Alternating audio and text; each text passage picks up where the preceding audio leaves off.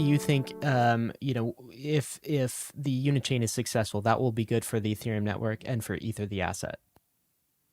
Yes, I do. I think I really don't view it as like, toxic. I think that like there's obviously like it's kind of like it depends on like you have to like zoom out and like look at the world that like we're trying to create, right? It's very clear that this like extremely fragmented, like every L2 is different and can't interoperate very well. And every like you have like the same assets represented across you have like assets that are like the user experience, like when you use the Uniswap interface, like you see a bajillion different chains and you have to like you're very confused.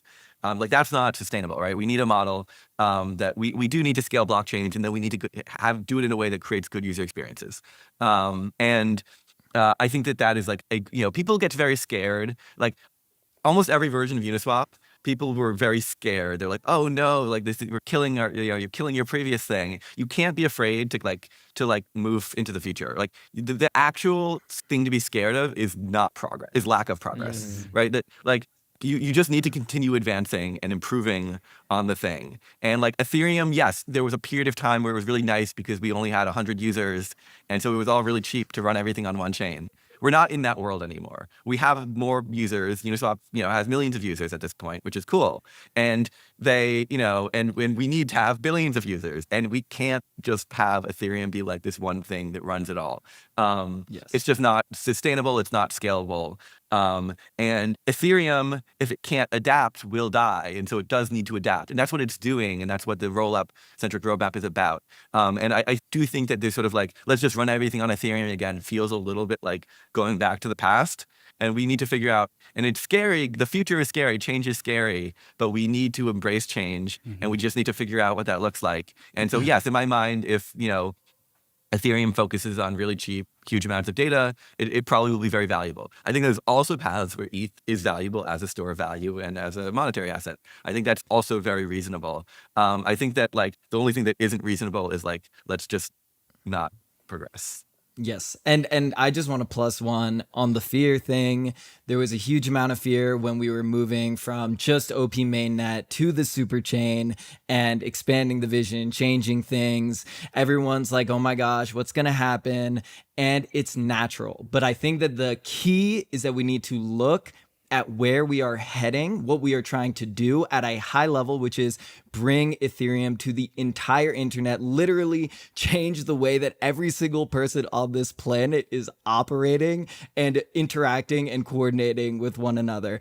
And if we stay down that path and we take the straightest shot, then all of these, concerns, fears, etc., like you're going to have them. We're going to have them. I'm going to have them. But we are going to move in a direction that achieves what we are trying to achieve at the end of the day, which is user impact, making the world a, hopefully a better place, hopefully.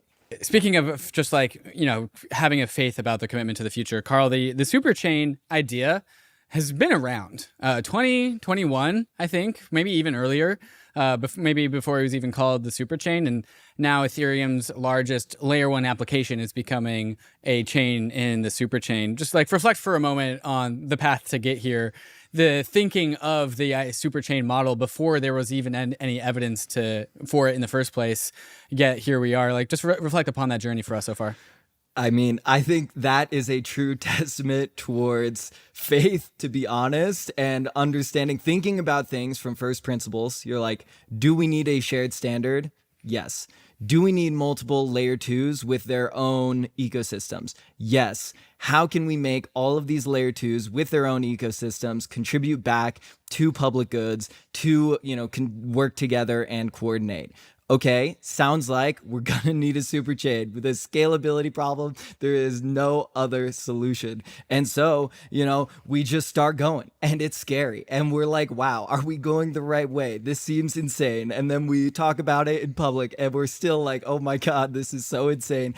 And every day, the path gets clearer and clearer. Why is this? It's because we are making progress towards that vision and we are not straying. We're just keep making progress. And so it is incredibly exciting to see the kind of united forces of all of these different chains working together, building on the shared standard, kind of realizing that decentralization vision. That is why I have been in Ethereum, from day one. Like, this is the dream. This is realizing Ethereum. I mean, what are we out here to do? We're here to scale Ethereum's technology as well as scaling Ethereum's values. And so we've been saying it, we're doing it every day. More chains, more bigger super chain, bigger Ethereum, more users, happy life. If you enjoyed all of that, then you'll absolutely love the Bankless newsletter. Join over 300,000 fellow readers, all for free. Click below to sign up.